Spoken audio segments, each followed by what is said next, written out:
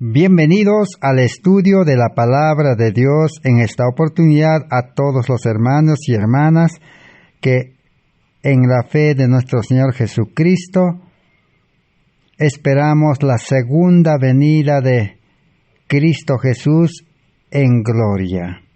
Y al mismo tiempo nuestra cordial bienvenida a todos los amigos y público en general que por la gracia de Dios tienen la oportunidad de poder participar de estos estudios que estamos realizando en este corto tiempo de gracia que Dios concede a la humanidad. Estamos estudiando el estudio central, el estudio que es la base, el fundamento de toda la Biblia, el plan de salvación.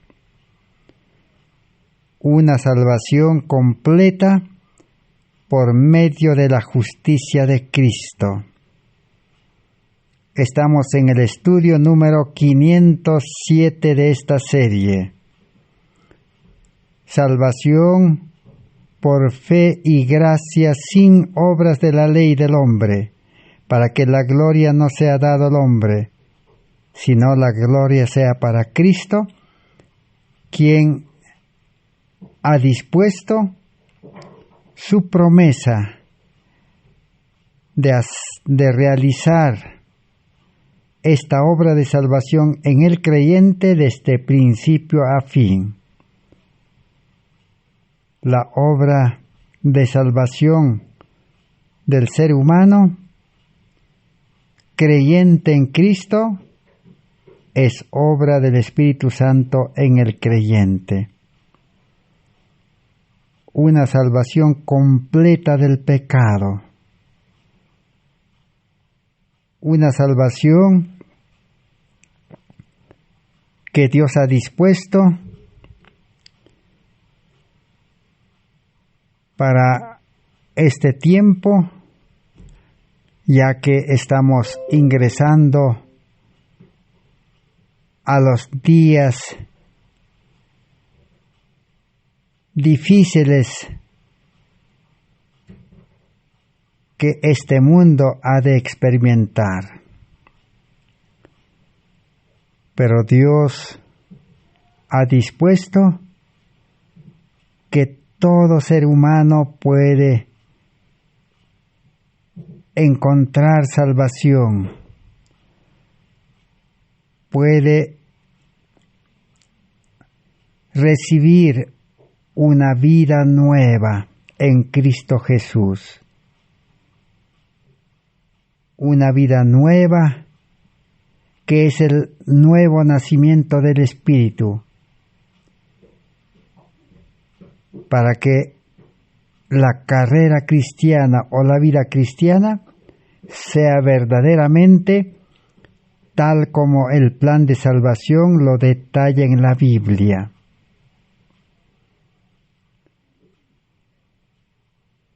Y vamos a mencionar en esta oportunidad nuevamente de que este mensaje de salvación para este tiempo del fin fue presentado en el Congreso de Minneapolis al pueblo adventista, que se realizó este congreso del 10 de octubre al 4 de noviembre de 1888. Y tal como hemos estudiado hasta aquí, toda la historia, todo el mensaje como predicó o presentó la mensajera del Señor Elena White,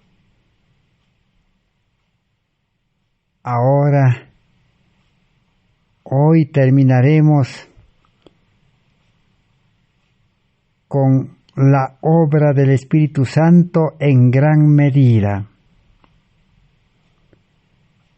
Recordemos que el Espíritu Santo primeramente trabaja desde el exterior, externamente, llamando al pecador, invitando, suplicando, enseñando, haciendo ver la necesidad de salvación. Y si el pecador no se resiste a ese llamado, a esa atracción de amor, entonces el Espíritu Santo puede comenzar su segunda obra, ahora en el interior del creyente. Si el creyente está dispuesto a abandonar todo, renunciar todo y someterse a la obra del Espíritu Santo, entonces el Espíritu Santo comienza una obra interna en el interior, limpiando, purificando toda la humanidad, todo pecado. Es decir, limpiando el corazón egoísta, la mente carnal o terrenal, y desechando al hombre viejo, subyugándolo, y nuevamente ahora Dios se puede dignar en crear un nuevo hombre con su carácter y lleno del Espíritu Santo. Esa es la obra del Espíritu Santo en el corazón.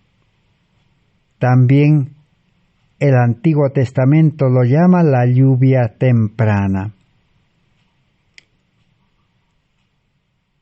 Y el Espíritu Santo es el que da crecimiento a la vida nueva del creyente espiritual, y el Espíritu Santo es el que prepara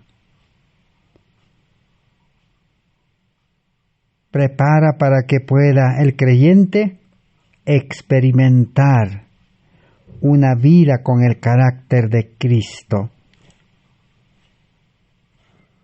Y a la final, Dios ha prometido derramar el Espíritu Santo en gran medida, que se llama la lluvia tardía. Y estamos estudiando realmente una pálida idea de cómo será la lluvia tardía. En el estudio anterior quedamos en la parte en que la mensajera del Señor presentó claramente que cuando este mensaje de Cristo, nuestra justicia, salvación completa por fe y gracia, sea recibido y sea transmitido y sea predicado y sea enseñado, entonces la persecución se levantará, porque Satanás hará el último esfuerzo de poder impedir que este Evangelio en su pureza sea presentado al mundo. Y no solo empezará la persecución, pero antes podemos resaltar y podemos hacernos la pregunta: ¿por qué desde 1888 hasta hoy, que han pasado 134 años, hasta ahora, ¿por qué la persecución no se inicia? Y la única respuesta que está en pie es de que este mensaje de justicia por la fe no ha sido investigado, no ha sido recuperado y no ha sido aceptado y no está siendo predicado en su plenitud. Pero cuando realmente se predique y se experimente, se viva en experiencia, empezará la persecución. Eso es lo que la mensaje del Señor estaba advirtiendo en 1880 y 88. Textualmente decía en el libro Materiales de Elena White de 1888, página 765. Creyentes, dice, vendrán a tener un solo corazón, una sola mente, y el Señor hará su palabra poderosa. La iglesia se levantará y resplandecerá, porque la luz ya vino y nació sobre ella la gloria del Señor. Entonces Satanás será despertado y suscitará la más cruel persecución contra el pueblo de Dios. La gran esperada persecución se iniciará. Y luego hemos empezado a leer en la página 765 de Materiales de Elena White. Tengamos en cuenta que solamente estamos ciñéndonos, solamente nos estamos abocando a lo que la mensajera del Señor estaba hablando, manifestando, presentando en 1888 acerca de la lluvia tardía.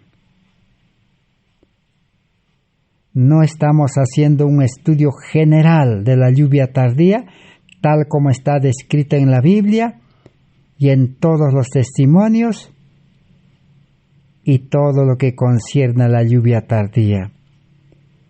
Solamente estamos estudiando la forma y la parte que resaltó la mensajera del Señor en 1888. Entonces no solamente se levantará la persecución en el mundo, sino que también en las iglesias o en la iglesia, cuando este mensaje se predique claramente y se viva por experiencia, cristianos con el carácter de Cristo, los dirigentes religiosos, primeramente ellos quedarán desconformes porque teniendo gran luz descuidaron y se durmieron y hicieron dormir a las iglesias. Y ahora ellos dirán, ¿por qué Dios no nos ha revelado y por qué nosotros no estamos predicando ese mensaje? ¿Por qué Dios nos ha pasado por alto y está utilizando a creyentes humildes, sin ningún título? ¿Por qué dirán ellos? Y comenzarán a controlar, a querer poner orden, a impedir que este mensaje sea predicado en las iglesias. Esa es la otra razón que demuestra que este mensaje de justicia por la fe todavía no ha sido predicado en una forma completa y clara en las iglesias, especialmente en las iglesias adventistas. Porque si fuera así, ya los líderes de todas las iglesias se hubieran levantado contra los mensajeros, así como ocurrió en 1888, cuando los pastores Jones y Waggoner y Elena White estaban presentando este mensaje. Ningún adventista, ningún dirigente apoyó la predicación. Así debe acontecer hoy en día, la historia debe repetirse. Por eso es tan valioso conocer la historia. Y vamos a leer ahora acerca de lo último en la página 765, concerniente a la oposición de los dirigentes cuando este mensaje comience a proclamarse en su claridad, en su debido sentido. Dice así: en la manifestación de ese poder que ilumina la tierra con la gloria de Dios, ellos, es decir, los dirigentes, solo verán alguna cosa que, en su ceguera, consideran peligrosa, alguna cosa que despertará sus recelos, y se dispondrán a resistirle. Como el Señor no actúa de acuerdo con sus ideas y expectativas de los dirigentes, ellos combatirán la obra. ¿Por qué, dicen ellos, no reconoceríamos el Espíritu de Dios si hemos estado en la obra tantos años? Si nosotros, hemos predicado tantos años, hemos dirigido, hemos establecido iglesias, hemos llenado iglesias, ¿por qué ahora no podemos reconocer al Espíritu Santo y no podemos predicar ese mensaje tal como están predicando instrumentos humildes sin título? Y Dios está manifestándose por medio de ellos. ¿Por qué dirán? Porque ellos no respondieron a los avisos, los dirigentes. No respondieron a las súplicas de los mensajes de Dios, sino que persistentemente dijeron: estoy rico y de nada tengo necesidad, no me falta nada. El talento, la larga experiencia, no hará a los hombres canales de luz. A pesar que los dirigentes de las iglesias son talentosos, tienen experiencia, han predicado toda su vida, pero ahora ellos no pueden ser canales de luz, no pueden ser instrumentos en las manos del Espíritu Santo, porque como canales están atrofiados, tienen solamente carácter humano que han tratado de mejorar en la iglesia con la Biblia, con la ley, así como los fariseos, los doctores de la ley. Entonces están obstruidos sus canales.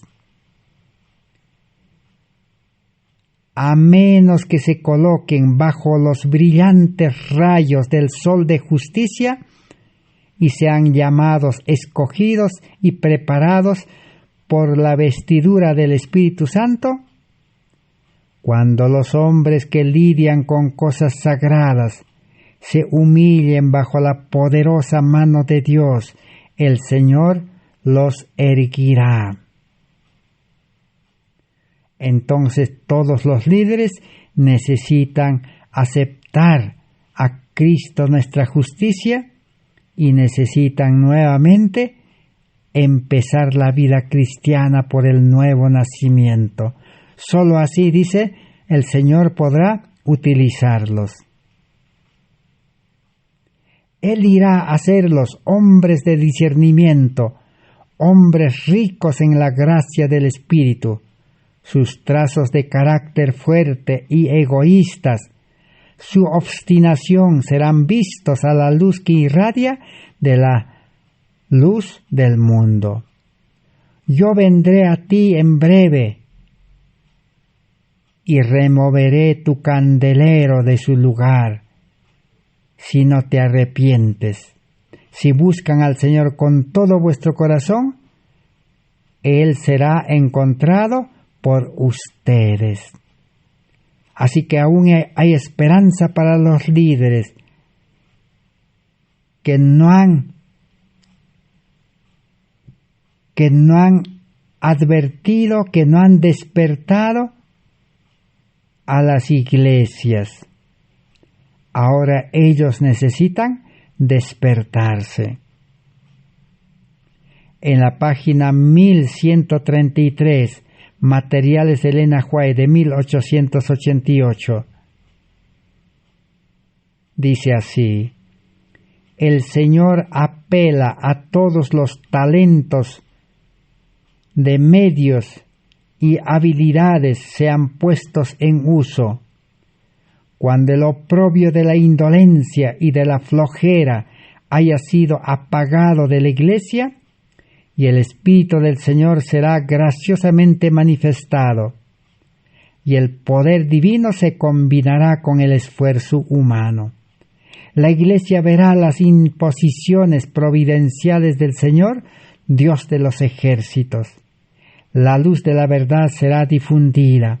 El conocimiento de Dios y de Jesucristo que Él envió, como en el tiempo de los apóstoles, muchas almas se volverán para el Señor. La tierra será iluminada con la gloria del ángel de Apocalipsis 18 que baja del cielo. Así se cumplirá la obra de Dios en este mundo. El poder divino se unirá al esfuerzo humano.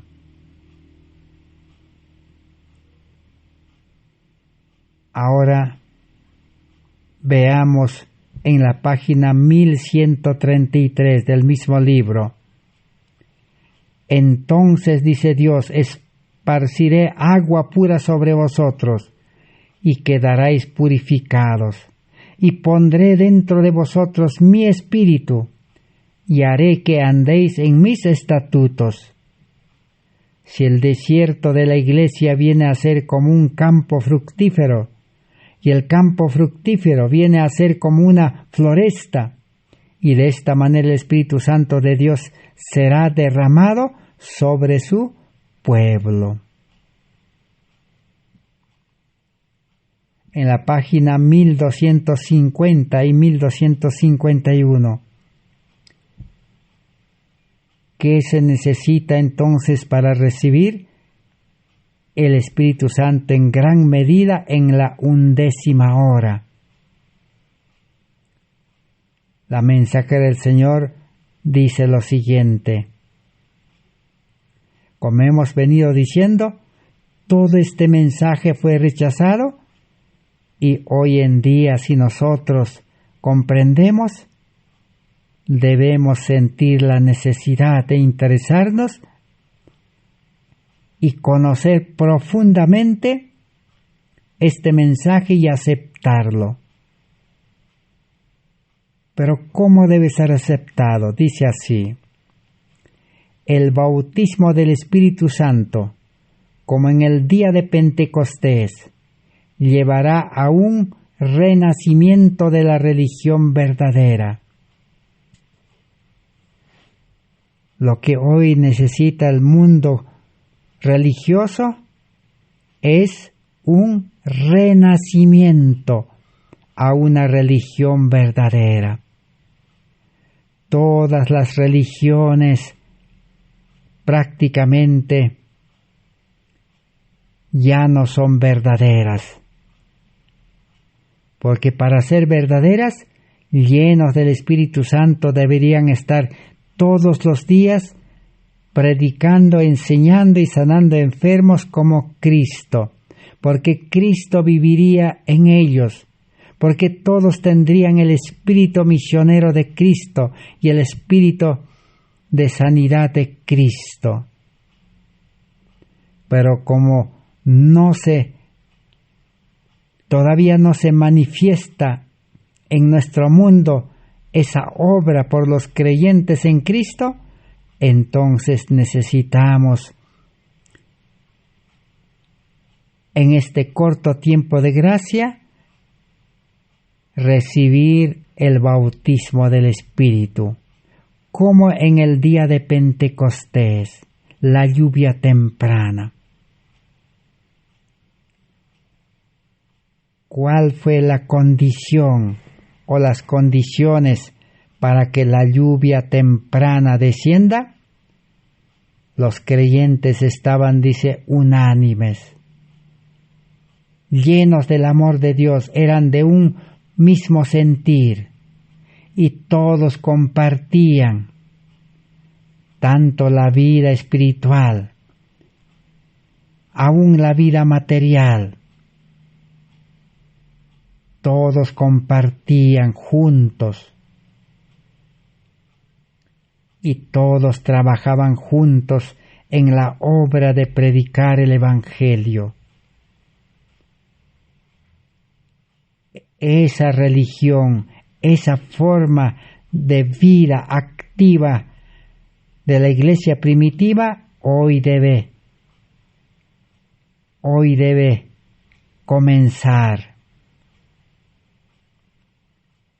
Sigue diciendo, a la visitación de ángeles y a la realización de muchas obras maravillosas, inteligencias celestiales vendrán entre nosotros, y los hombres hablarán conforme sean movidos por el Espíritu Santo de Dios.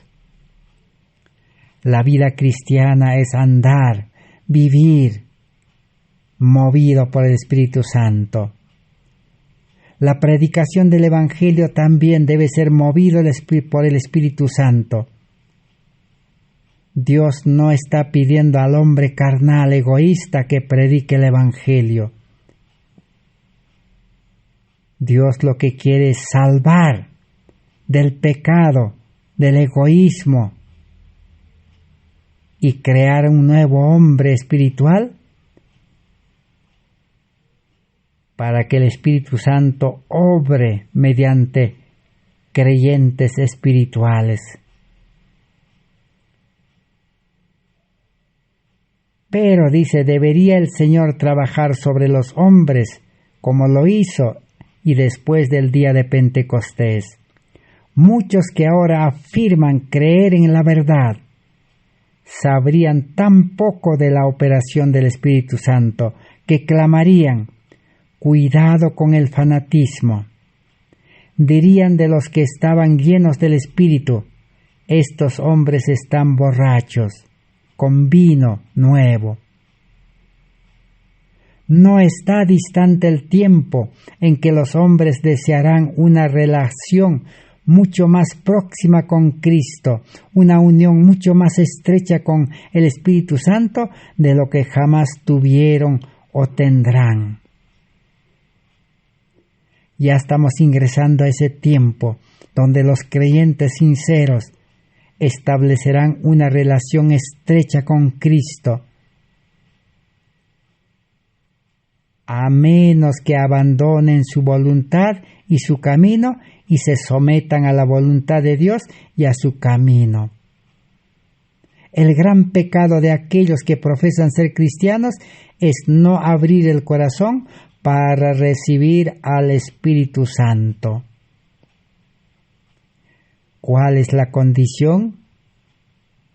La condición en la Biblia, en San Lucas 14:33, dice que el creyente necesita renunciar todo. La palabra todo es todo. Y Jesús dijo en San Mateo 11:28 al 30, vengan, dice, venid a mí, al pie de la cruz, tal como están, dice, trabajados y cargados de su vida, del yo, de sus afanes, de sus riquezas y de todo, dice, vengan y traigan todas las cargas, entréguenme. Y la mensajera del Señor, eso es lo que estaba presentando en 1888. A menos que abandonen su voluntad y su camino y se sometan a la voluntad de Dios y al camino o a los planes de Dios. La condición para recibir la lluvia temprana, el bautismo del Espíritu, la conversión, el nuevo nacimiento, recibir amor, carácter de Cristo, la condición es renunciar a hacer nuestra voluntad. La voluntad del ser humano carnal es hacia el mundo. Al ser humano carnal le gusta educarse con la educación de este mundo. Al ser humano carnal, según su voluntad, le gusta trabajar para el mundo, vivir para el mundo, vivir en la ciudad. Pero esa forma de vida debe ser renunciado para entregar nuestra voluntad a Cristo, porque el nuevo hombre espiritual solo debe hacer la voluntad de Dios, ya no la voluntad humana. Esa es la primera condición. La segunda condición es someterse al camino de Dios, a los planes de Dios, a la vida de Cristo. ¿Cuál es el plan de Cristo para el nuevo creyente? El plan es, dice, hijo, ve hoy a trabajar a mi viña. Yo os haré pescador de hombres y cazador de hombres. Y de predicar el Evangelio, yo estaré con vosotros.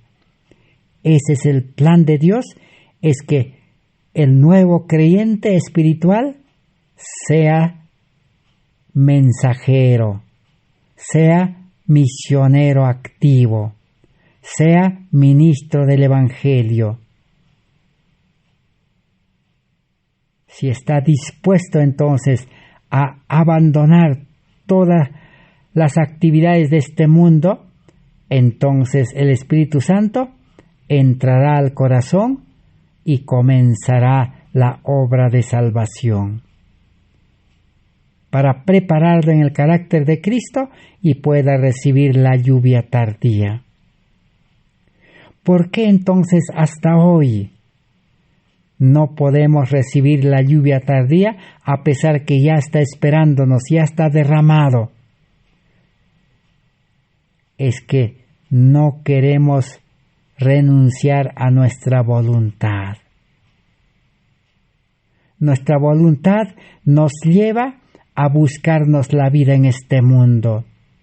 Nuestra voluntad nos lleva a las cosas de este mundo. Pero mientras la voluntad de Dios, ¿cuál es la voluntad de Dios? Es guardar los mandamientos perfectamente, es hacer las obras de Dios, es vivir en la vida de Cristo, su justicia, su carácter. Esa es la voluntad de Dios. Y la Biblia claramente dice, la voluntad de Dios es vuestra santificación, vivir en santidad, haciendo solo la voluntad de Dios. Y dos, como hemos dicho, estar dispuesto a renunciar, a abandonar nuestros planes, nuestras aspiraciones, nuestros deseos y aceptar cada día los planes de Dios. Ahora sí, el Espíritu Santo comenzará a hacer su obra y prepararnos para la lluvia tardía. Cuando las almas desean por Cristo y procuran volverse uno con Cristo, Entonces los que se contentan con la forma de piedad exclaman: cuidado, no vaya a los extremos. Cuando un cristiano quiere consagrar su vida, consagrar quiere decir dedicarlo enteramente, 100% de nuestra vida, cuerpo, alma, espíritu, 100% de nuestro tiempo, 7 días, 100% de los talentos, toda preparación, habilidad, talento para dedicarlo al Señor, y 100% de nuestros bienes, riquezas. Cuando así se consagran los creyentes, ¿qué dicen los dirigentes? No, dice, se escandalizan y dicen: no vaya a los extremos, no abandone su trabajo, no abandone su iglesia, su ciudad, dice. Solamente hay que continuar con una apariencia de piedad, con ceremonias, ritos, cultos, nada más. Pero cuando los ángeles del cielo estén entre nosotros y trabajen a través de agentes humanos, habrá conversiones sólidas y substanciales, según lo que ocurrió con las conversiones después del día de Pentecostés. La predicación con el poder del Espíritu Santo logrará, dice, conversiones como en el día de Pentecostés. Allí tenemos a muchos creyentes. Bernabé, que entregó todos sus bienes y se entregó él mismo a la obra de predicar el Evangelio, y fue nombrado diácono. Ahí tenemos a Dorcas, aún muerto, Dios lo resucitó. Ahí tenemos a Ananías y Zafira también. Ellos decidieron entregar su vida y entregar sus bienes. Pero ¿qué aconteció? Pero el hombre viejo, el yo, se levantó y dijo, hicieron su voluntad, dijeron: mejor no entregaremos todo, solo la mitad, solo 50%. Y pecaron, y mintieron, engañaron, y pagaron lo que dice la ley. La paga del pecado es muerte.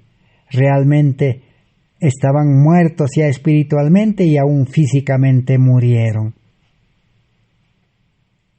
Eso es lo que aquí la mensajera del Señor estaba llamando la atención. Habrá conversiones sólidas, sustanciales, según lo que ocurrió con las conversiones después del día de Pentecostés. El mensaje de salvación puro, poderoso de la Biblia, Cristo nuestra justicia, podemos decir, produce esa clase de conversiones, que los creyentes se entregan para vivir, para trabajar para Cristo espontáneamente, voluntariamente, y entregan todos sus bienes para invertirlo en predicar ese evangelio. Menos que eso es una conversión superficial, media conversión, medio convertidos, cristianismo de apariencia de piedad nada más. Ahora, hermanos, dijo la mensajera del Señor, tengan cuidado y no entren en excitación humana, ni traten de crear eso. Así dirán muchos dirigentes para impedir.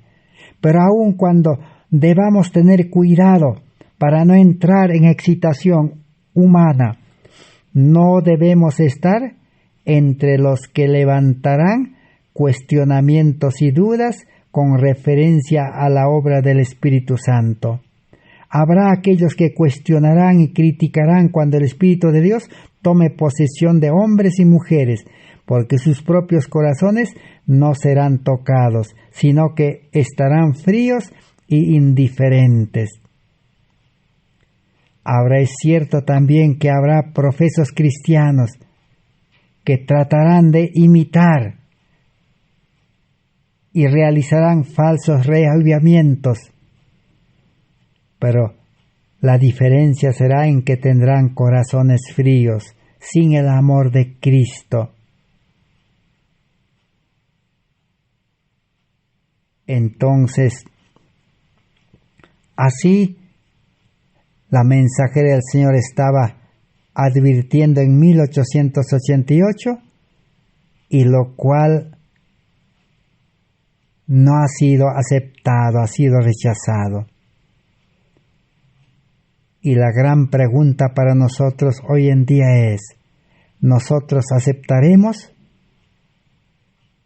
¿Comprendemos profundamente, ampliamente, claramente los sencillos pasos de la conversión, del nuevo nacimiento, de la justificación por la fe? Y si así lo entendemos, entonces debemos hacer esa entrega completa de nuestra vida al servicio de Cristo consagrado, y nuestros bienes, nuestros talentos y nuestro tiempo. Porque la salvación que se recibe por fe y gracia, el carácter de Cristo que se recibe por fe y gracia, la mente de Cristo para ser sabio como Daniel, José, Moisés, es gratuito. Todo es de gracia. Entonces, ¿por qué no consagrar nuestras vidas? Para que el pecado no tenga poder sobre nosotros, para que el hombre viejo, el egoísta, no se levante como en Ananías y Zafira.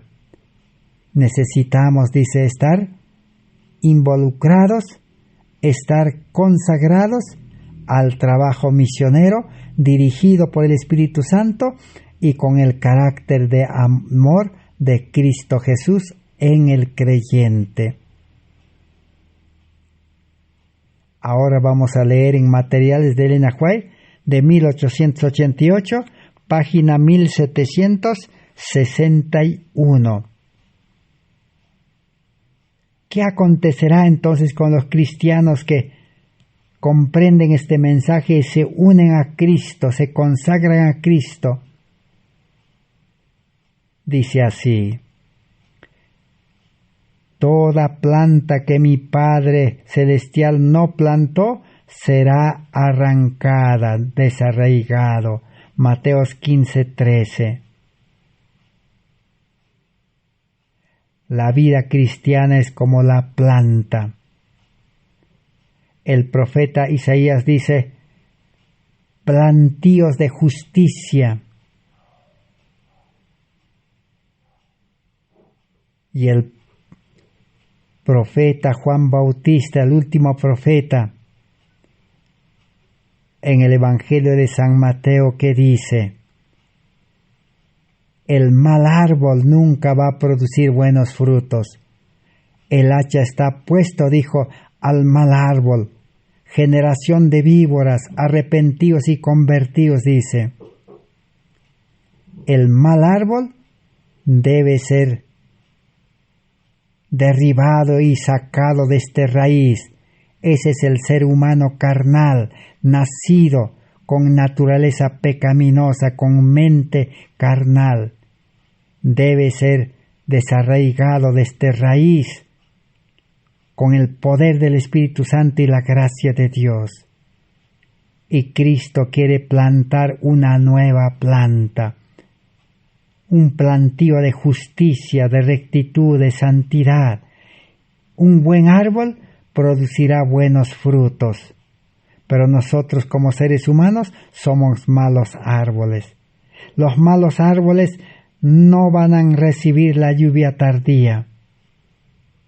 Solamente el buen árbol recibirá la lluvia tardía para madurar la cosecha. Y sigue diciendo: el ángel el poderoso ángel del cielo iluminará la tierra con su gloria, mientras él exclama con potente voz: cayó, cayó la gran Babilonia. ¡Oh! ¡Cómo me gustaría que la iglesia se irguiese y brillase, porque la gloria del Señor se levantó sobre ella!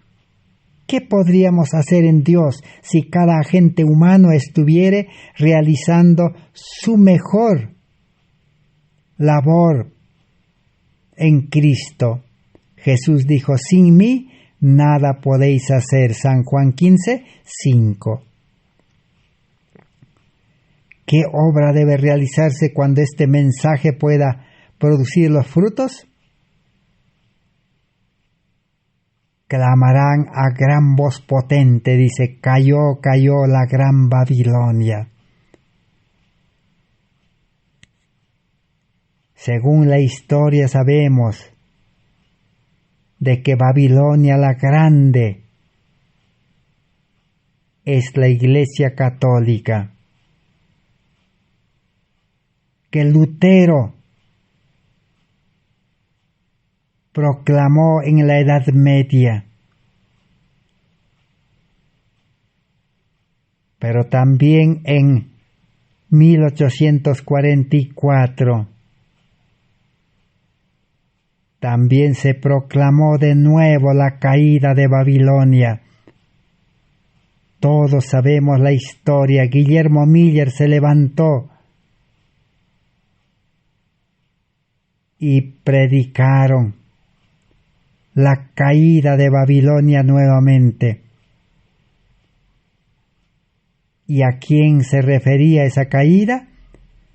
A los evangélicos y protestantes de aquel entonces, que se opusieron a la predicación de la venida de Cristo. Cerraron las puertas de sus iglesias para que Guillermo Miller y todos los creyentes puedan predicar. Y a todos los creyentes que aceptaban ese mensaje de la venida de Cristo, lo expulsaban de sus iglesias, lo desfraternizaban. Y por eso en 1844 el mensaje sonó: cayó, cayó la gran Babilonia. En otras palabras, los protestantes y los evangélicos quedaron en tinieblas, quedaron sin luz, confundidos. Babilonia es confusión. Así quedaron las iglesias.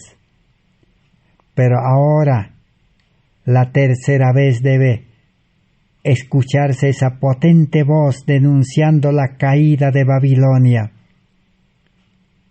¿Y a quiénes se referirá en esta tercera vez? Se referirá que todas las iglesias adventistas, desde la Corporación Adventista, iglesias adventistas que se organizaron para reformarse, ministerios independientes, grupos, y todos tendrán que escuchar este mensaje, que esas iglesias han caído. ¿Por qué han caído? Porque no quieren aceptar Cristo, nuestra justicia, y por lo tanto no tienen poder, no tienen el carácter de Cristo, y por lo mismo nunca van a salir a predicar el Evangelio, ni a enseñar, ni sanar enfermos activamente todos los días. Solamente como de costumbre, esporádicamente harán obra misionera, campañas, repartir algunos libros volantes. Pero la verdadera iglesia viva que Cristo estableció es totalmente diferente. El ejemplo es la iglesia primitiva, la iglesia apostólica que Cristo estableció en base a 12 discípulos. Todos los días, dice, enseñaban en las casas, en los pueblos, en el templo, en todo lugar. aún eran prohibidos por las autoridades religiosas judíos de ese tiempo y también las autoridades romanas. Se desató la gran persecución y eran encarcelados, azotados, maltratados. Pero ellos seguían predicando, denunciando la confusión de que ellos estaban confundidos y no entendían el plan de salvación. Así se repetirá hoy en día con el poder del Espíritu Santo. Esta escena, esta obra que describe la profecía, está en nuestras manos, está a nuestra disposición. Y si nosotros también rechazamos, resistimos, Dios nos pasará por alto y Dios llamará a otros. Entonces, el mensaje que iluminará la tierra prácticamente unirá las tres caídas: caída del catolicismo, caída del protestantismo, de los evangélicos y procaída del adventismo. Pero los sinceros serán llamados y saldrán de todas las iglesias. El pueblo de Dios, dice, está entre los católicos, protestantes, evangélicos, adventistas.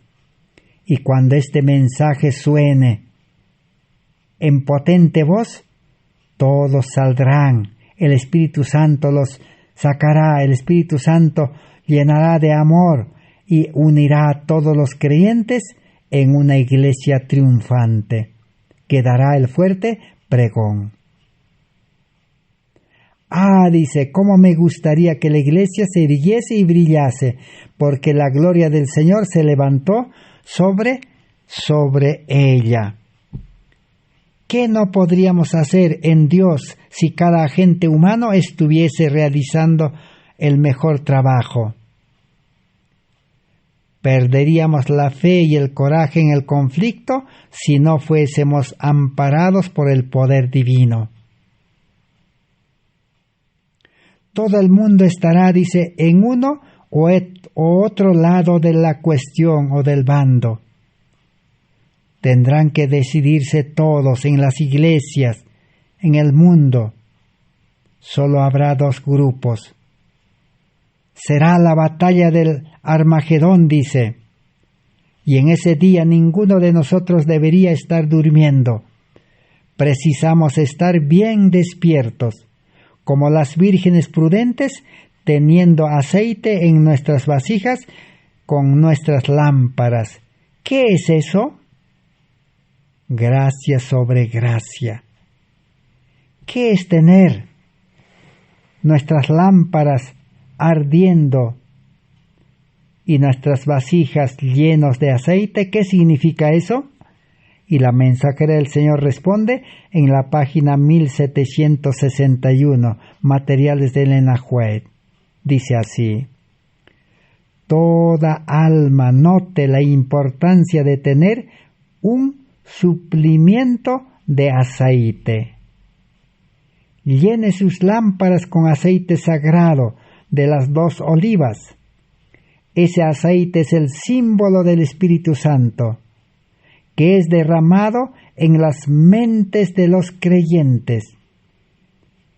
El aceite, que significa Espíritu Santo. ¿Y dónde debe ser derramado? En las mentes de los creyentes. Creyentes justos, santos, con el carácter de Cristo y que tienen la mente de Cristo, solamente en esas mentes será derramado. Pero religiosos y cristianismos profesos que solamente tienen mente carnal, mente terrenal, mente humana, el espíritu del aceite no puede ser derramado allí. ¿Para qué será derramado? Para que puedan ser cooperadores de los agentes celestiales. Las vírgenes prudentes, las espectadoras, tuvieron su fe amor y paciencia, nutridos por el aceite del Espíritu Santo. ¿Qué significa tener Espíritu Santo o aceite? Es tener una fe verdadera, fe de Jesús, y tener el amor de Dios lleno en nuestros corazones. Y el amor nunca lo puede tener ocioso al creyente, paralizado. El amor me constriñe, dice el apóstol Pablo. El amor es el que ha de llevar a los creyentes a una obra de servicio al prójimo, de gracia. Y tendrán paciencia. Como dice Apocalipsis 14:12, aquí está la paciencia de los santos. ¿Quiénes son los que tienen paciencia? Los santos. Los pecadores no tienen paciencia. El pecador, Pablo dice, debe morir. Así debe ser con todo, con cada uno que es salvo. Son cristianos que tienen la salvación. Es por el Espíritu, el gracioso arbitrio del cielo, que la lámpara es impedida a fallar. Los creyentes deben brillar como luces en el mundo, listos para la venida del Señor.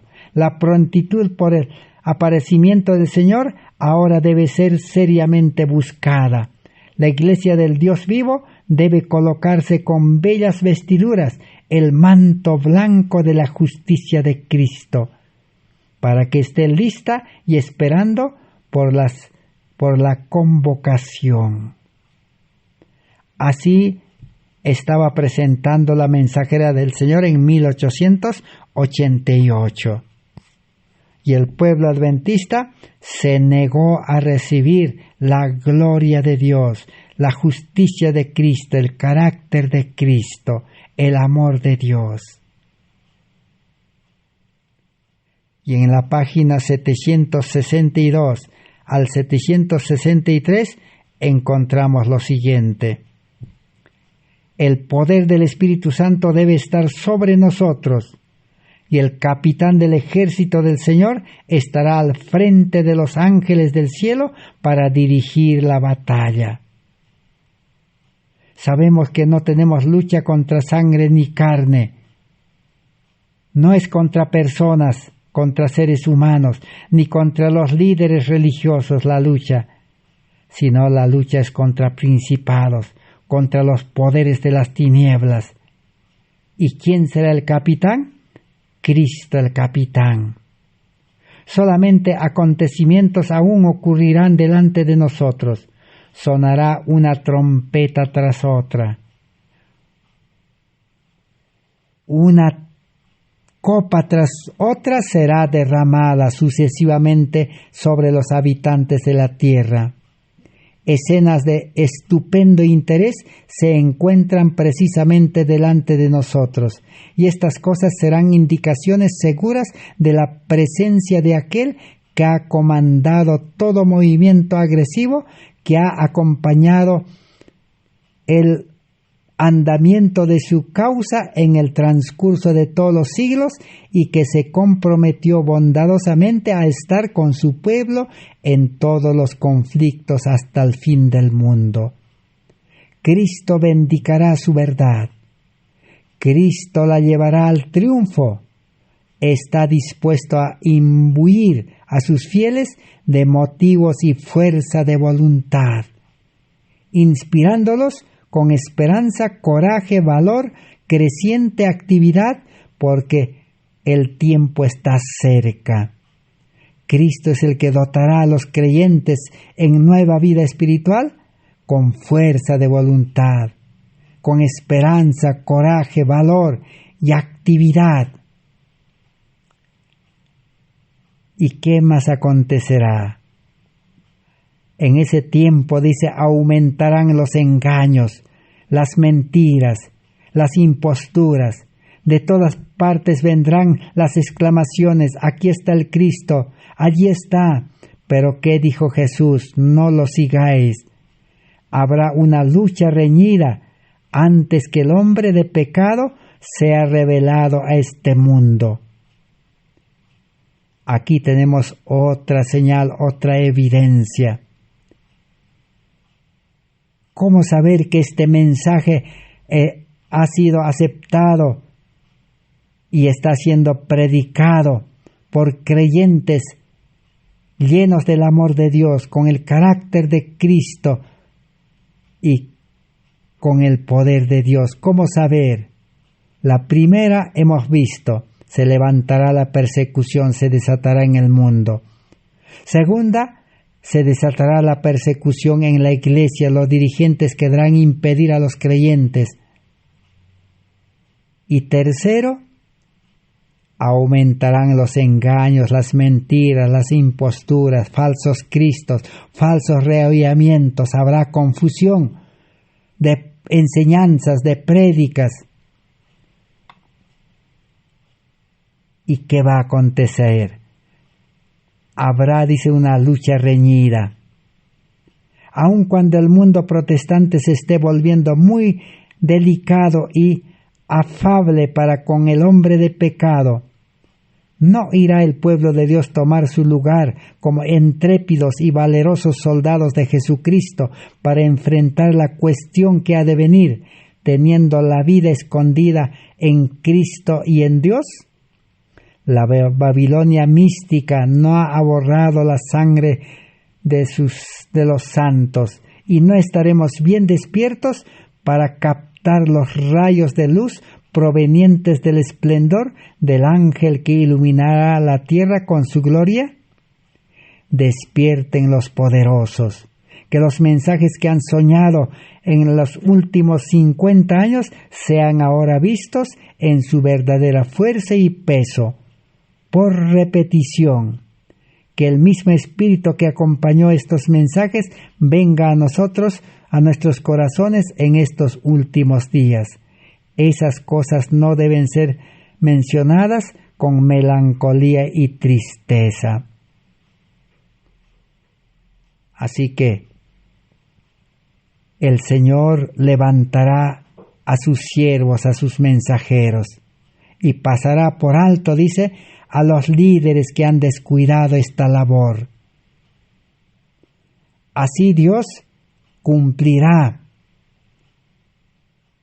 en hacer llegar la amonestación y en ofrecer la salvación gratuita por fe y gracia a toda la humanidad.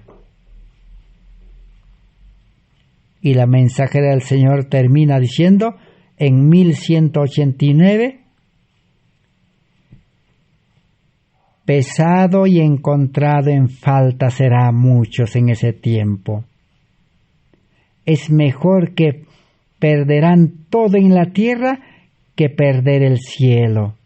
Nadie puede saber lo que significa ser santificado a Dios, a menos que procure primero el reino de Dios y su justicia.